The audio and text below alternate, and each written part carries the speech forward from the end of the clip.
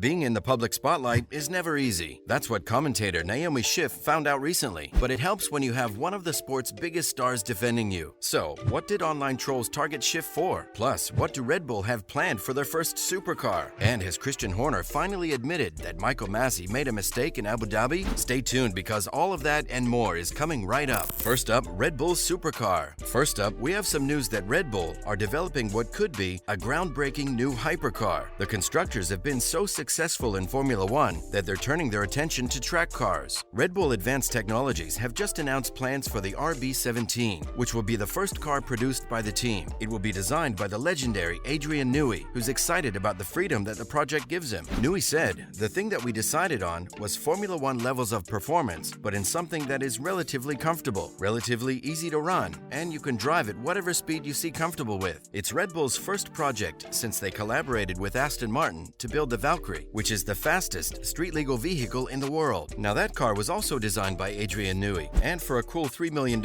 you could own one of his finest creations. It rivals the Mercedes-AMG 1, which also packs powerful F1 technology into a sports car. If you want to get your hands on an RB17, you'll probably have to come up with $5 million, and you'll have to be lucky too. Red Bull boss Christian Horner said that the RB17 might be on track within just 12 months, and that there will only be 50 available. And since it's a track car, you won't be able to drive it back to your house, but it does come with a bunch of extra services from the Red Bull team. That includes simulators, training, staff, and everything else that will make you feel like you're a part of the Red Bull team. A tainted championship? 2021 is the championship that never ends. Even halfway into 2022, people are still talking about what happened at last year's finale. But surprisingly, it's been Christian Horner admitting that a mistake was made. Mercedes and Red Bull have very different memories of the 2021 Abu Dhabi Grand Prix. For Mercedes, it was an unprecedented injustice, where their driver was robbed of a record-breaking 8th World Championship in the last few laps. For Red Bull, it was the climax of almost a decade of catching up to Mercedes' dominance, and an incredible season from their prodigy Max Verstappen. But at the center of the final result was race director Michael Masi, who made a number of interventions in the closing laps of the race that changed the outcome. Mercedes threatened to take the issue to court, but the FIA agreed to a thorough investigation instead. That investigation found that this was caused by human error, and the FIA have restructured the race director role to put less pressure on those in charge. But while speaking to the Cambridge Union, Christian Horner admitted that Michael Masi did make a mistake. He said Masi made one mistake in that he didn't allow all lapped cars to unlap themselves. But Horner argued that the way Masi was treated after the race and his removal from his job was unfair. He also pointed out that there were many decisions made by race control throughout the season that didn't go in Red Bull's favor. A championship is won over a season, not over a single race. And I think the way that Max drove last year, he deserved that championship 100%. Coming up next, why is Sky Sports' newest journalist being targeted online? And what is Formula One threatening to ban Nelson Piquet for? So don't go anywhere.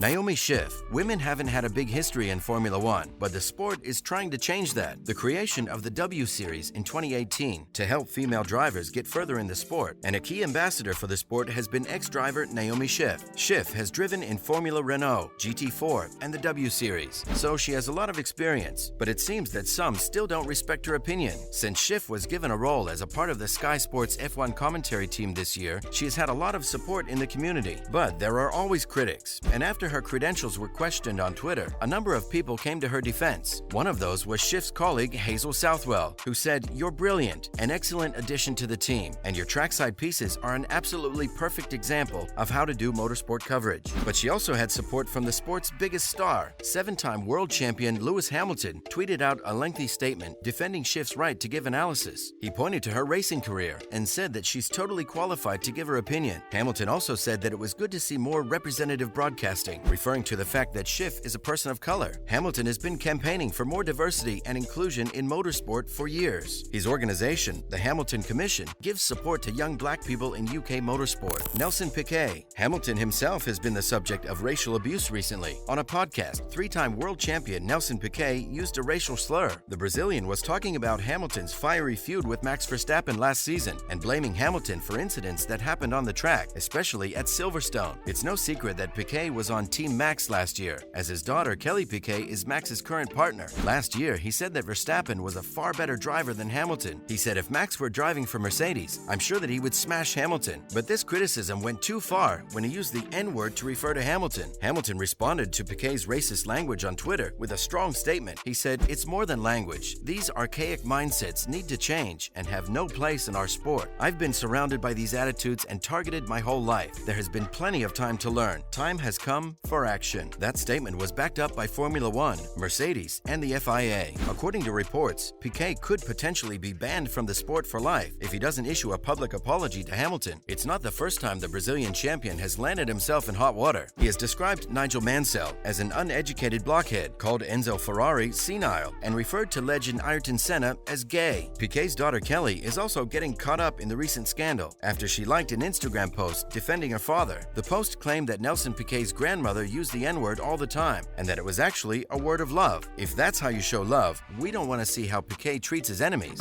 A lesson learned. Another driver who's facing the consequences of using racist language is young Estonian driver Jüri Vips. He currently races in Formula 2, but was edging closer to a sport in Formula 1. Vips was part of the Red Bull Junior team and served as Red Bull's official test driver. That was until a live stream of his surfaced. The 21-year-old was streaming while playing video games with fellow F2 driver Liam Lawson when he used the N-word and made homophobic slurs. Vips apologized on social media for his offensive and unacceptable language, but it was too late. Red Bull announced that they had suspended him and were launching an investigation into the incident. That investigation has ended, and now so is Jüri Vips' time at Red Bull. The young driver had his contract terminated, and his hopes of making it into Formula One have taken a serious blow. Red Bull released a statement that the team do not condone any form of racism. Vips joined the team in 2018 and had his first real outing at the Spanish Grand Prix during FP1. He's seen as a promising young driver alongside Liam Lawson, but it's the latest reminder that F1 teams expect their drivers to behave well, both on and off the track. Red Bull is famous for its strong junior program, which can guarantee young drivers a pathway into Formula One. Helmut Marko set up the program back in 1999, and it's produced superstars like Sebastian Vettel and Max Verstappen. But unfortunately for Jüri Vips, the team won't be adding his name to the list. Do you think it was fair to terminate Jüri Vips from his contract, or was the punishment too harsh? Let us know in the comments below. Thanks for watching.